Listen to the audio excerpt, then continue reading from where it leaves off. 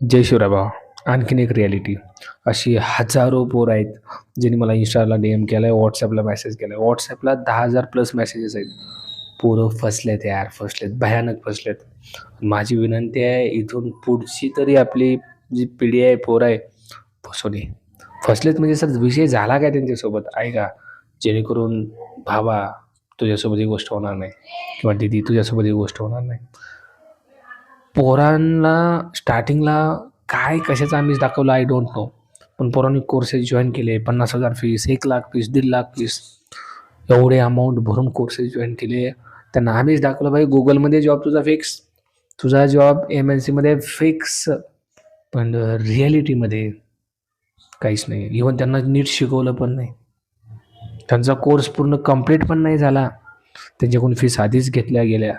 मग पोरं परत फसली आणि पोरं परत आली. माझे व्हिडिओज बघितले, मला DM करतात, WhatsApp करतात, सर करू काय आता. वाईट वाटतं ऐकून. अहो एक जण नाही, 1000 जण आहेत. 1000 जण माझ्याजवळ पोहोचले, असे न पोहोचले किती असतील विचार करा. त्यामुळं आपला प्रयत्न एवढाच आहे की कोणीही फसलं नाही पाहिजे.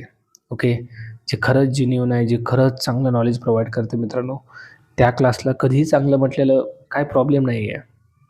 पण जिथं तुमची फसवणूक होते तिथून मात्र सावध राहा. नवीन येणाऱ्या पोरांना वाचवा. फसवून ते फसले नाही पाहिजे यार, फसले नाही पाहिजे. किती दिवस फसणार आहेत यार. आईवडील एवढी मेहनत करतात, लाखानं पैसा देतात पोरांना, पण पोरांना काय काय होतं आय डोंट नो. कशाप्रकारे त्यांना फसवलं जातं, जाळ्यात खेचलं जातं, खूप साऱ्या गोष्टी आहेत त्याच्यामागे.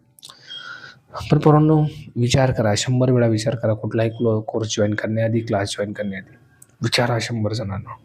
मगच निर्णय घ्या. तुमचे मेहनतीचे पैसे वाया नका घालू.